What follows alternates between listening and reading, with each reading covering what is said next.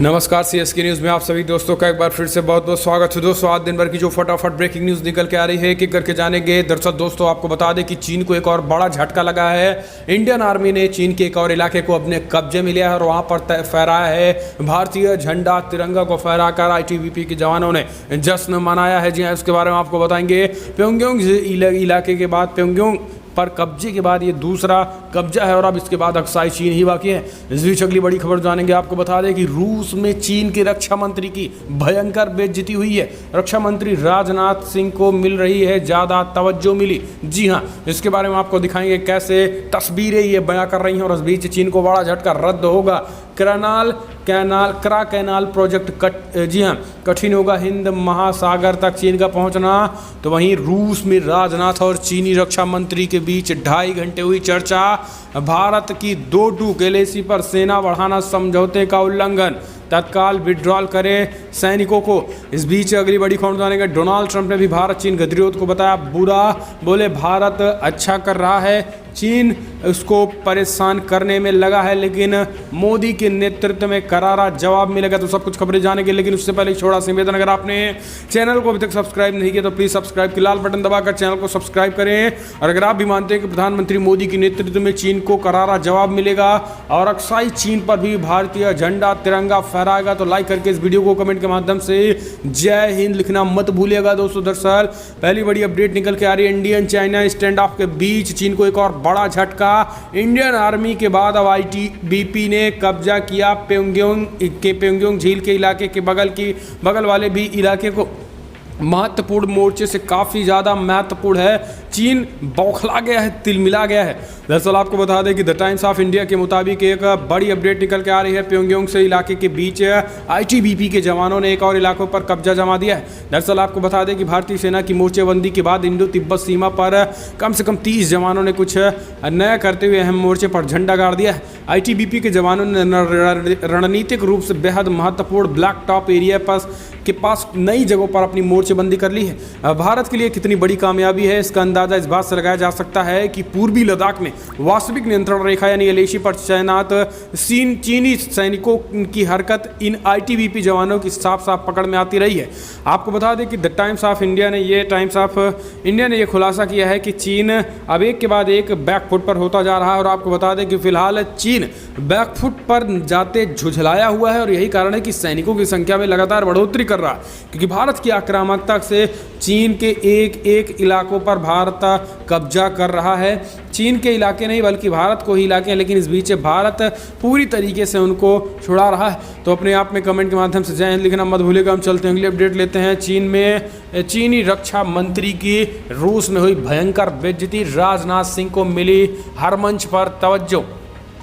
दरअसल रूस मॉस्को पहुंचे भारत के रक्षा मंत्री राजनाथ सिंह को जबरदस्त तवज्जो मिला है रूस की तरफ से। इस बीच चीन की घोर बेइज्जती हुई है। चीनी रक्षा मंत्री के हर मंच पर लगभग बेइज्जती महसूस हुई और यही कारण है कि रक्षा मंत्री राजनाथ सिंह को लगातार जो तवज्जो हर एक मंच पे मिली है उससे चीन को भयंकर माना जा रहा है कि उसको बेहद ही बेइज्जती हुई है। आपको बता दें कि रक्षा मंत्री राजनाथ सिंह और चीन के रक्षा मंत्री जनरल होइंग के साथ रूस के सैन्य स्मारक पर फूल चढ़ाते पहुंचे, जब रूस में सैन्य अधिकारी राजनाथ के दोनों तरफ घेरे हुए थे, लेकिन चीन रक्षा मंत्री वेइंग फेंगही को ज़्यादा तवज्जो नहीं मिली है। इसके साथ ही कई ऐसी तस्वीरें वायरल हुई हैं जहां पर रसिया के रक्षा मंत्रियों के साथ वहां के रक्षा अधिकारी केवल और केवल किसी काम को बता रहे थे, तो वो रक्षा मंत्री राजनाथ सिंह को, जबकि पूरी तरीके से चीन के रक्षा मंत्री इग्नोर होते दिखे।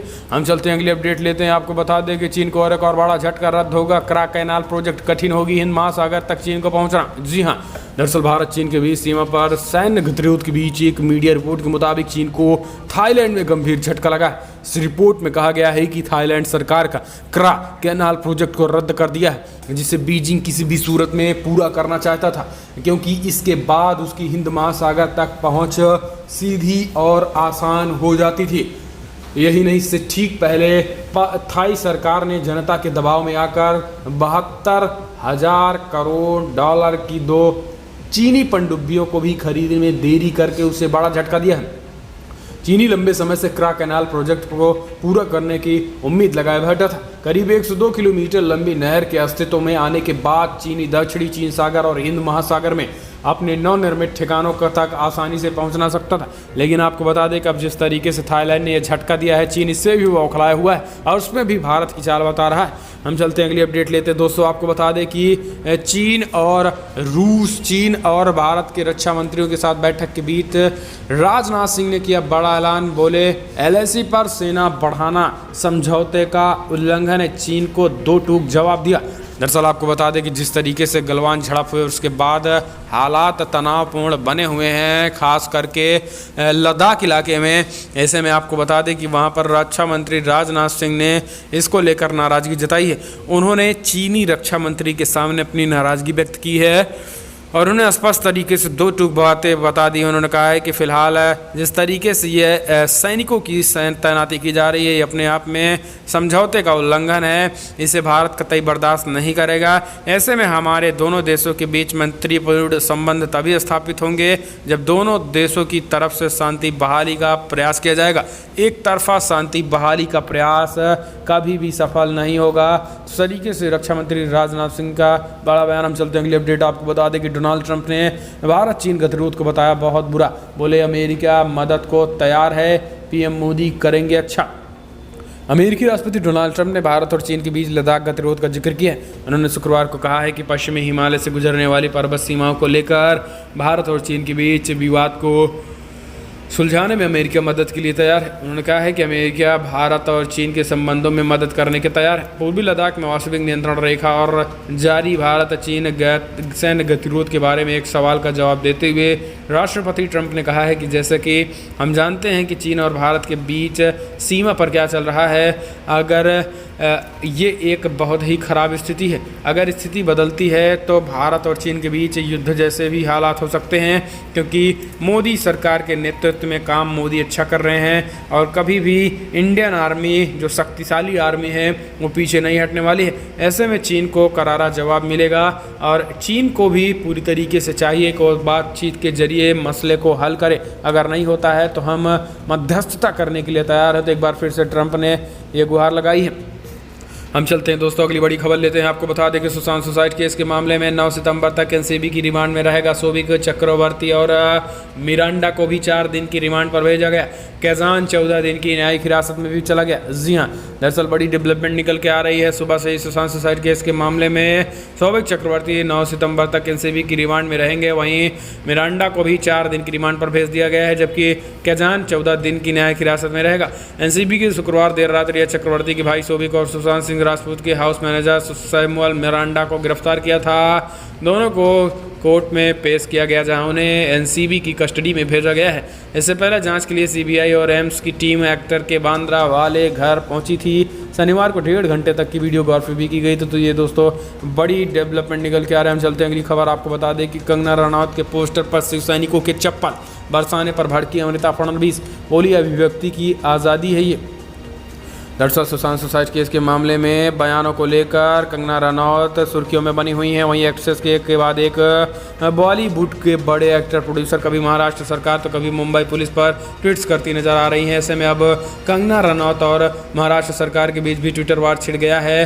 हाल ही में एक्ट्रेस ने शिवसेना सांसद संजय रावत पर आरोप लगाया था कि संजय रावत ने कंगना को मुंबई न आने की धमकी दी है। वहीं कंगना ने अपने एक ट्वीट में मुंबई को पाकिस्तान अधिकृत कश्मीर पे कंपेयर कर दिया और विवादों में भी घिर गए। इस बीच कंगना के इस ट्वीट के बाद उन्हें सोशल मीडिया पर आलोचनाओं का सामना करना पड़ रहा है। आपको बता दें कि यही नहीं, हाल ही में एक्ट्रेस ने एक वीडियो शेयर किया था जिसमें शिवसेना के कार्यकर्ता उनके खिलाफ प्रदर्शन करते नजर आ रहे थे। आपको बता दें कि कंगना रनौत ने साफ साफ शिवसेना नेता संजय रावत को चुनौती दी। उन्होंने कहा कि किसी के बाप में दम है, किसी की शिव सैनिकों में दम है तो रोक के दिखाए। मुंबई में मैं 9 सितंबर को आने वाली हूँ।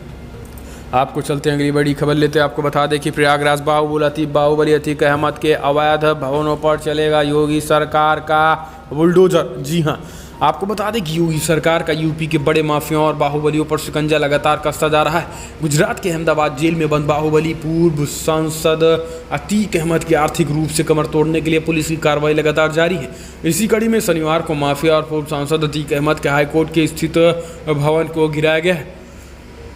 इसके बाद आपको बता दें कि नवाब यूसुफ रोड स्थित उनके भवन पर भी बुलडोजर चल रहा है और पुलिस और प्रयागराज विकास प्राधिकरण की ओर से संयुक्त कार्रवाई की जा रही है। ऐसे में आपको बता दें कि अतीक अहमद की मुश्किलें बढ़ गई हैं। न केवल अतीक की दोस्तों, आगे अगर हम चलेंगे तो आपको बताएंगे कि कैसे आजम पर शिकंजा कस रहा है, लेकिन हम चलते हैं अगली अपडेट लेते हैं। आपको बता दें कि रिया के मोबाइल ने खोली झूठ की पोल, ड्रग्स लेने के अलावा खरीदने और बेचने में भी शामिल। रिया चक्रवर्ती की मुश्किलें बढ़ती जा रही हैं। एनसीबी ने रिया के भाई सौविक चक्रवर्ती की गिरफ्तारी कर लिया है और अब रिया अपने ही जाल में फंसती नजर आ रही है। रिया के पास से मिले उसके मोबाइल में कई राज खोले हैं। खुलासा हुआ है कि रिया न सिर्फ ड्रग्स लेती थी बल्कि वो इसकी खरीद फरोख्त में भी शामिल होती थी। अब जांच के दौरान उन्हीं के व्हाट्सएप चैट में उनकी पोल खुल गई है। दरअसल आपको बता दें कि रिया चक्रवर्ती में उनके व्हाट्सएप स्टेटस में व्हाट्सएप में कई ऐसी तस्वीरें और कई ऐसे चैट हैं जिसपे ये खुलासा हो रहा है कि स्पष्ट तरीके से रिया चक्रवर्ती वो असली खास करके ड्रग्स कांड की मालकिन है, ड्रग्स कांड की मुखिया रिया चक्रवर्ती ही है। हम चलते हैं अगली अपडेट लेते हैं। आजम खान पर एक और शिकंजा, लखनऊ गाजियाबाद में हज हाउस के निर्माण की होगी जांच, योगी सरकार ने कर दिया बड़ा ऐलान। यूपी के सीएम योगी आदित्यनाथ सरकार समाजवादी पार्टी के नेता आजम खान के द्वारा बनवाए गए गाजियाबाद और लखनऊ हज हाउस के निर्माण की जांच कराएगी। सूत्रों के मुताबिक इन निर्माण कार्यों में गड़बड़ियां हुई थी और जांच में इसका खुलासा भी किया जाएगा। यूपी सरकार के इस फैसले के बाद आजम खान की मुश्किलें और बढ़ सकती हैं। दरअसल यूपी सरकार ने बतौर मंत्री आजम खान के कार्यकर्ताओं में अल्पसंख्यक विभाग में हुए कामों के जांच कराने का फैसला लिया है। राज्य के अल्पसंख्यक कल्याण मंत्री नंदगोपाल नंदी ने पीएम जन कल्याण योजना के तहत अल्पसंख्यक विभाग में कराए गए कार्यों की जांच एसआईटी से कराने के आदेश दे दिए हैं। तो ये बड़ी अपडेट निकल के आ रही है और बड़ी खबर है, खास करके यूपी में जिस तरीके से बाहुबलियों पर शिकंजा कस रहा है और आजम खान, अतीक अहमद, मुख्तार अंसारी जैसे लोगों पर। ऐसे में आपको बता दें कि छोट भैये गुंडों की कमर टूट गई है और इसलिए अगली भी एक बड़ी खबर बताएंगे जहां पर सरेंडर करते हुए दिखाए जा रहे हैं। लेकिन हम चलते हैं अगली अपडेट लेते हैं। राम मंदिर निर्माण के लिए अवैध रूप से चंदा वसूली करने वाले गैंग का खुलासा, आरोपी हुआ गिरफ्तार, मुकदमा दर्ज। दरअसल अयोध्या में मंदिर निर्माण नाम पे अवैध रूप से चंदा वसूली करने वाले आरोपी को गिरफ्तार कर लिया गया है। आपको बता दें कि फिलहाल आरोपी के खिलाफ मेडिकल थाने में मुकदमा दर्ज कराया। दरअसल मेरठ में नरेंद्र राणा श्रीराम तीर्थ ट्रस्ट बनाकर चंदा वसूल कर रहा था।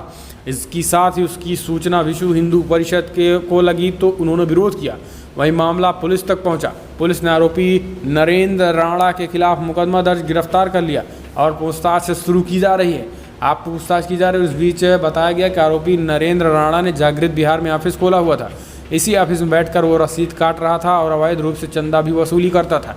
विश्व हिंदू परिषद के महानगर संयोजक अर्जुन राठी ने बताया कि गढ़ रोड स्थित जिठौली में मंदिर के कुछ लोगों ने ये घोषणा की थी कि अयोध्या राम मंदिर के लिए चंदा इकट्ठा कर रहे हैं, जो कि फर्जी था। तो दोस्तों, आप ऐसे दलालों से बिल्कुल दूर रहें जो इस तरीके से दुकान खोल कर बैठे हैं मर्यादा पुरुषोत्तम भगवान श्री राम के नाम पर।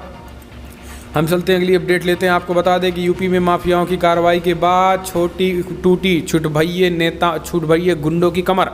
अब तो एनकाउंटर के डर से 3 टॉप 10 अपराधी पहुंच गए थाने। पुलिस के सामने किया सरेंडर, बोले बचा लो योगी जी से। जी हां, दरअसल सहारनपुर में योगी सरकार का खौफ अपराधियों के सर चढ़कर बोलने लगा है। अब इस बीच कहा है कि हमारा एनकाउंटर न करो साहब, हमें जेल में बंद कर दो। ये बोलकर अपराधी खुद को पुलिस की शरण में लाकर सरेंडर कर रहे हैं। ऐसा ही मामला जनपद सहारनपुर के थाना चिलकाना का हुआ है, जहां टॉप 10 3 गैंगस्टर थाने में जाकर पुलिस के सामने खुद को सरेंडर कर लिया। उन्होंने कहा कि हमारा एनकाउंटर ना करो साहब, हमें गिरफ्तार कर लो और जेल भेज दो, चलेगा, लेकिन हमें योगी के एनकाउंटर से बचा लो। आपको बता दें कि योगी सरकार पुलिस द्वारा चलाए जा रहे ऑपरेशन क्लीन के चलते लगातार कई एनकाउंटर किए जा चुके हैं और इस बीच में बड़े बड़े नाम भी शामिल हैं। और यही कि देखते हुए अब जिस तरीके से मुख्तार, अतीक और आजम पर कार्रवाई हो रही है, उनके जितने चेले चपाटे हैं वो सरेंडर करने पे आ गए हैं। हम चलते हैं अगले अपडेट लेते हैं। बिहार बीजेपी ने की चुनाव समिति की घोषणा। नित्यानंद राय, रविशंकर प्रसाद को मिल गई बड़ी जिम्मेवारी। बिहार बीजेपी ने राज्य में विधानसभा चुनाव के लिए संचालन समिति की घोषणा कर दी है। आपको बता दें कि पार्टी ने बिहार बीजेपी के पूर्व अध्यक्ष नित्यानंद राय को चुनाव संचालन समिति का अध्यक्ष बनाया है। केंद्रीय मंत्री रविशंकर प्रसाद को चुनाव प्रचार समिति का अध्यक्ष भी बनाया गया है।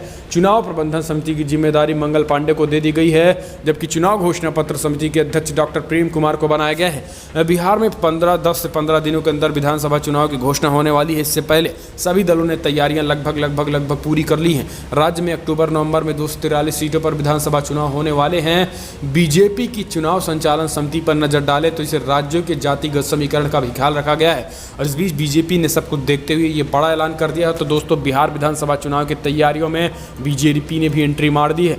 तो बड़ी खबरों में इतना ही, लेकिन अगर आपको वीडियो पसंद आया दोस्तों, लाइक करें, शेयर करें, कमेंट के माध्यम से आप अपनी राय देना ना भूलें। और अगर आप भी मानते हैं कि पीएम मोदी के नेतृत्व में चीन को करारा जवाब मिलेगा तो कमेंट के माध्यम से अपनी राय दें। इस वीडियो में इतना ही।